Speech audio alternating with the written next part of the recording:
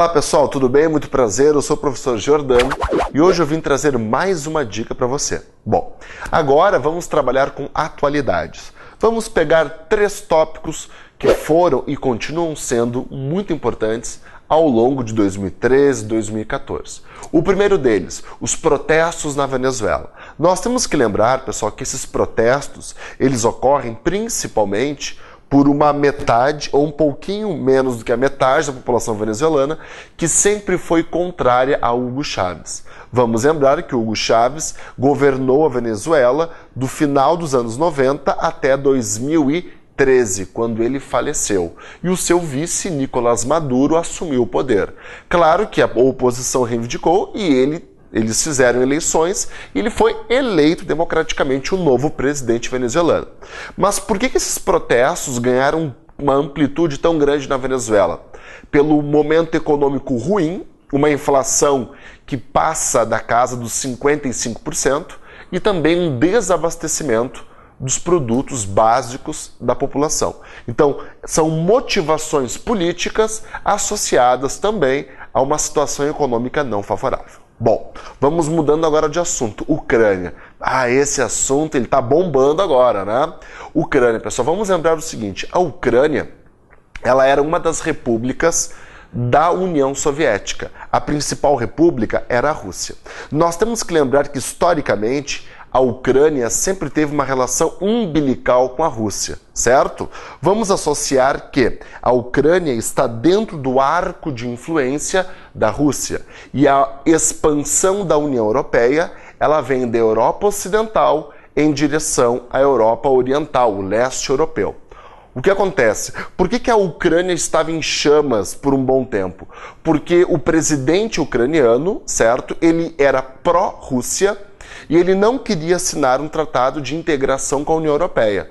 E a metade do país, que é pró-União Europeia, reivindicou, protestou, literalmente tocou o terror no país e tiraram o Viktor Yanukovych do poder da presidência.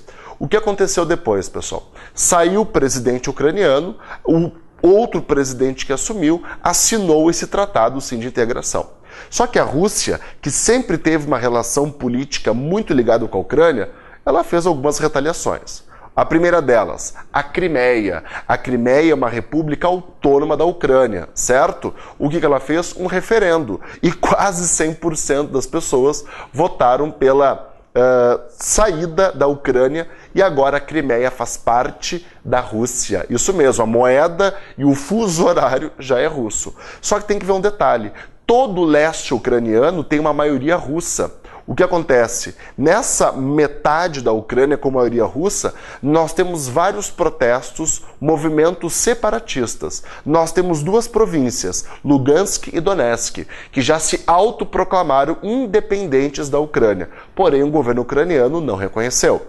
Então essa é a situação. Muito provavelmente nos próximos meses nós vamos ver mais repúblicas do leste ucraniano se separando, mas obviamente que se separar e ser reconhecido são 2 coisas bem diferentes.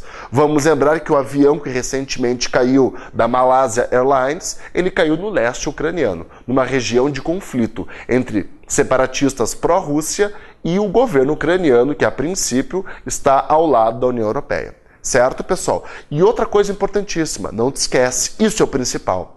Além da Ucrânia sempre ter uma relação umbilical com a Rússia, pela Ucrânia passam os principais gasodutos que vão da Rússia para a União Europeia.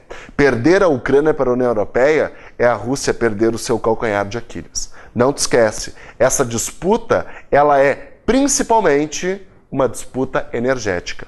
Quais são as consequências disso? Bom, algumas delas, nós já temos o quê?